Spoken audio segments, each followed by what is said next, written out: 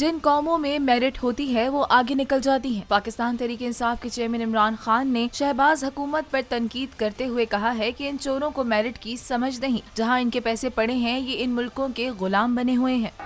जो आपने, आपके बड़े भाई ने, आपके खानदान ने, आपके टब्बर ने और जो जरदारी और उसके टब्बर ने जो 30 साल से इस मुल्क का पैसा चोरी करके मुल्क के बाहर ले गए हो, अगर आधा भी पैसा वापस ले आओ तो ये मांगने की जरूरत ना पड़े। साबिक वजीर आज़म इमरान खान का चकवाल जलसे में कहना था कि जरदारी की चोरी पर किताबें लिखी हुई हैं। नवाज शरीफ झूठ बोलकर मुल्क से बाहर गया। मुशर्रफ के दौर में भी मियां साहब झूठ बोलकर भागा था। कप्तान ने कहा कि नवाज शरीफ ने झूठ बोलने में PhD की हुई है।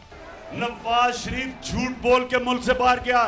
मुशर्रफ के दौर पे भी ये झूठ बोल के बाहर गया था। कहता था मैंने कोई मुआहदा नहीं किया। फिर सऊदी शहजादा आया और उसने पाकिस्तान में मुआहदा दिखाया कि इसने 10 साल का मुआहदा करके बाहर भागा था।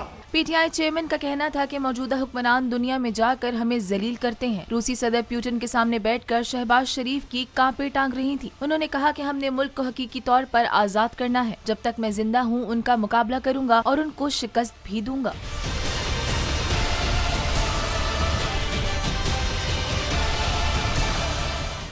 मैं हूं इमरान रियाज खान। अब आप मुझे देख पाएंगे सिर्फ बोल न्यूज़ पर। इमरान रियाज खान साहब जो हैं वो बोल फैमिली का हिस्सा बन गए हैं। बड़े अरसे बाद किसी चैनल ने हौसला किया है, तो मुझे ऐसा लगता था कि हमें बोलने की इजाजत नहीं मिलेगी, लेकिन बोल ने डिसाइड किया कि बोलने की इजाजत वो लेकर देंगे। मुझे बोल की एक चीज बहुत अच्छी लगी कि बोल ने कैटेगोरिकली कहा कि जो करना है करो, हमने अपना कोई बंदा नहीं निकालना।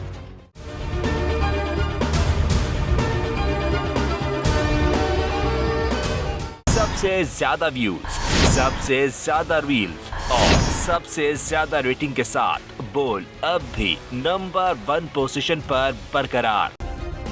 सब्सक्राइब करें और बेल दबाएं ताकि कोई खबर रह न जाए।